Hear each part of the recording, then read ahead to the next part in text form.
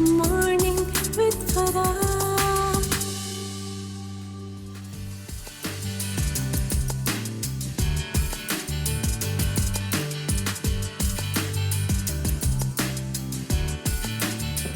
बिस्मिल्लाहिर्रहमानिर्रहीम, अस्सलामुअलैकुम, सुबह बखैर और खुश आमदीद ATV मॉर्निंग विद फरा में।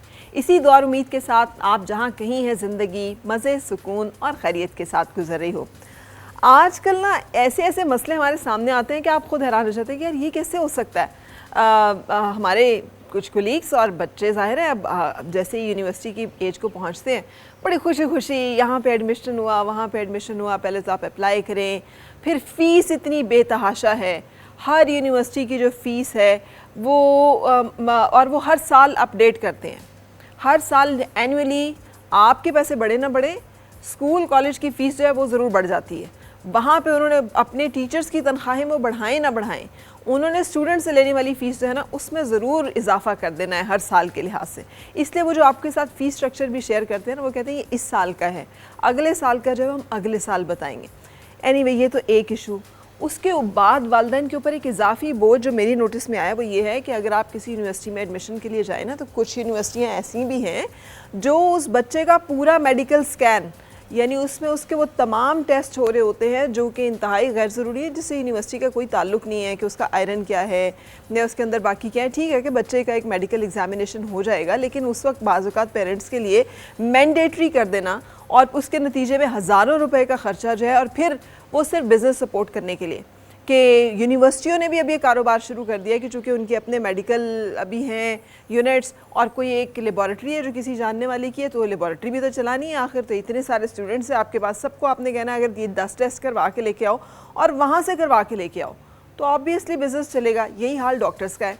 आप उनके पास चले जाएँ, उन्होंने अपनी एक लेबॉरेटरी रखी होती है जहाँ पर या तो उनकी ज़ाती होती है या कमीशन होता है, और वो आपको 75 टेस्ट लिख के देंगे जो कि ज़रूरी होंगे या नहीं होंगे, लेकिन वो आपकी जेब के ऊपर इंतहाई बोझ होंगे। और फिर वो आप जाके उस लेबॉरेटरी से करवाएंगे वो टेस्ट और वो लेकर आएंगे तो डॉक्टर साहब की लेबॉरेटरी भी चलेगी और उनका कमीशन भी बनेगा।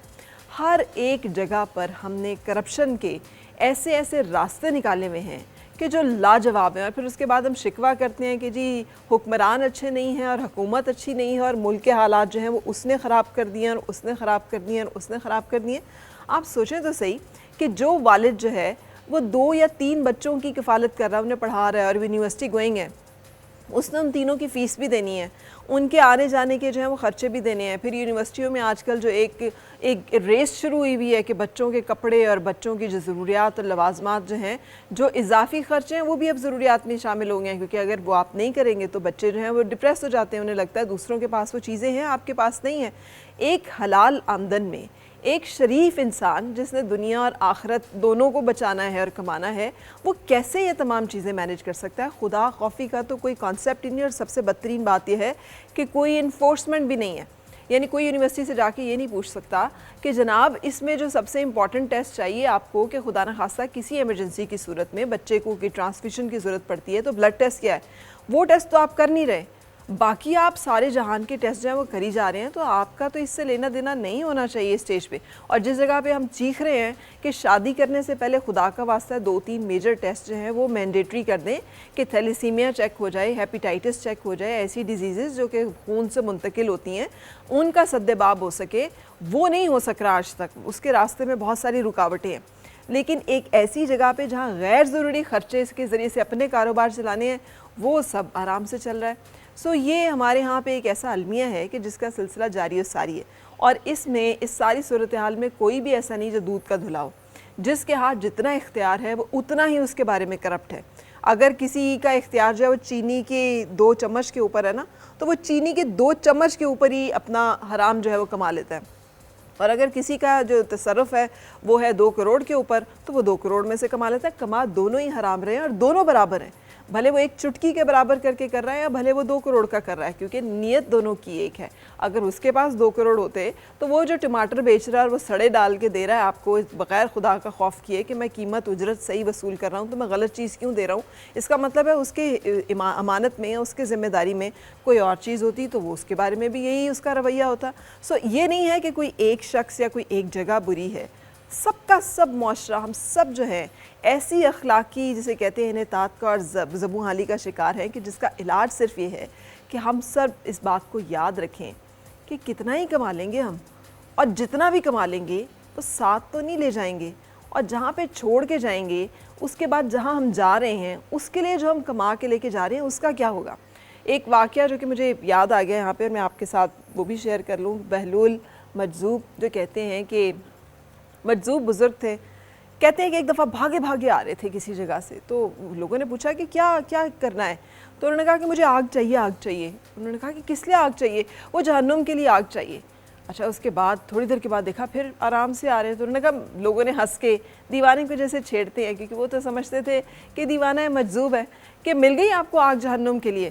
कहते हैं हाँ, वो मुझे बताया है उन्होंने कि जहाँ जो भी यहाँ आग वाग नहीं होती, यहाँ जो भी आता है ना वो अपनी आग साथ लेके आता है।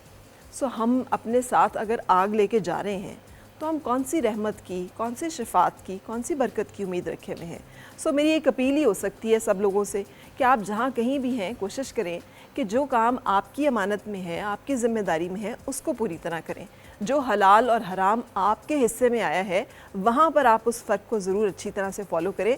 और अगर हर इंसान अपनी फ़राइज़ के बारे में, अपनी ज़िम्मेदारियों के बारे में खुदा खौफी के साथ मामलात जो है वो करेगा, तो मुझे यकीन है कि फिर हमें एक दूसरे से ये शिकवे ख़त्म होते जाएंगे, क्योंकि ये फिर एक तरह से सब लोग जो हैं वो इसी एक कॉन्सेप्ट के साथ होंगे। और यही वो इनकलाब था जो मोहसिन इंसानियत मोहम्मद मुस्तफ़ा सल्लल्लाहु अलैहि वसल्लम लेकर आए थे, कि जब हम डरते हैं इस बात से कि हम अल्लाह को क्या जवाब देंगे, तो हम अपने काम जो है उसे सुधारने की कोशिश करते हैं।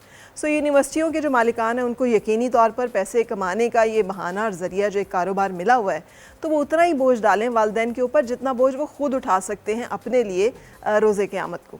सो एक ब्रेक के लिए हम रुकेंगे और ब्रेक के बाद आपसे मुलाकात कराएंगे अपने आज के मेहमानों की। बहुत सारे डिफरेंट टॉपिक्स हैं, कुछ हेल्थ के हवाले से इश्यूज़ हैं, कुछ और हमारे शानदार से मेहमान जो कि आपसे मिलने वाले हैं। Stay with us. और मिलके गुनगुनाए हैं गुमशुदा जो खुशियाँ, सारी वो ढूंढ